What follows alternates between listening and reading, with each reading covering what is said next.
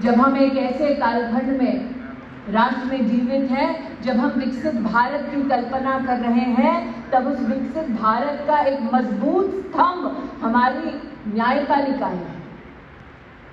आप सोचिए, न्यायपालिका के सामने दस्तावेज आते हैं, पूछा जाता है न्यायालय से कि क्या जीने का अधिकार हिंदुस्तानी को है आपातकाल में? 5 में से 4 जज कहते हैं राइट टू लाइफ नहीं है।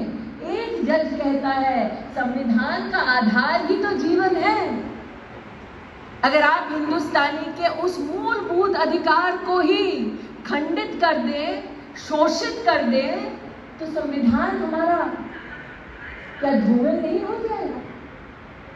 उस एक जज को सजा ये दी गई कि वो संविधान के पक्ष में खड़ा हुआ, तो उसे सुप्रीम कोर्ट का जज नहीं बना।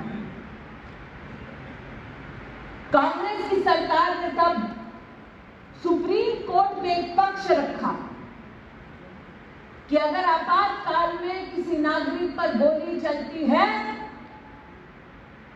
तो उसे गोली से मारने का सरकार को पूरा अधिकार है। सोचिए, भारत के इतिहास में कभी भी ऐसी सरकार नहीं रही जिसे सुप्रीम कोर्ट में कुछ दस्तावेज दे दिया हो कि मौत के घाट उतारने का पूरा अधिकार सरकार को है, एक निर्दोष नागरिक। ऐसे में जब कांग्रेस का ये फरमान था, बीकानेर के ये 33 महानुभाव, सोचिए इनकी बहादुरी, सोचिए इनका संघर्ष, सोचिए इनका योगदान कितना बड़ी है। ये जानते थे कि गोली मार दी जाएगी तो शव भी घर नहीं आएगा।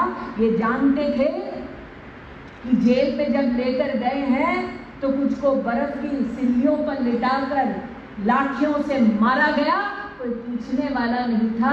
ये जानते थे कि कई नेता ऐसे जो मीसाबंदी थे, जयप्रकाश नारायण, जिनकी किडनी खराब हो गई, मर गए उसकी वजह से, लेकिन फिर जैसे ही जेपी जी का नाम लिया, देखिए यहाँ से जय घोष होने लगा।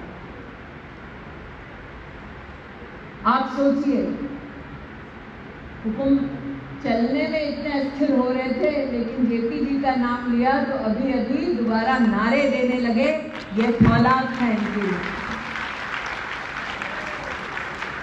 और जेपी जी ने क्या कहा, भाई साहब आपको तो याद ही होगा, राष्ट्रकवि रामधारी दिनकर जी की कविता को उन्होंने दोहराया। रामलीला मैदान में भी एक भव्य कार्यक्रम हुआ और कहा,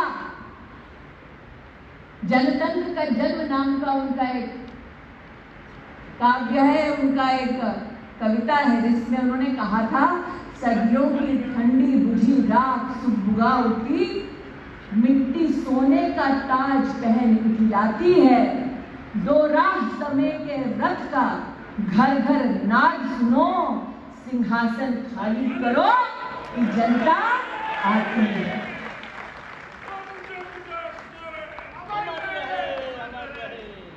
नौजवानों को आज ये बतलाने का कि एक साधारण हिंदुस्तानी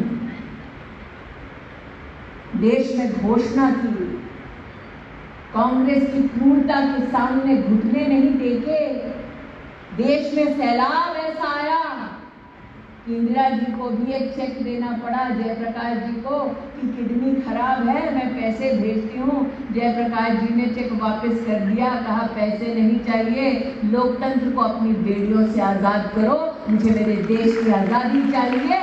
ये फौलाद।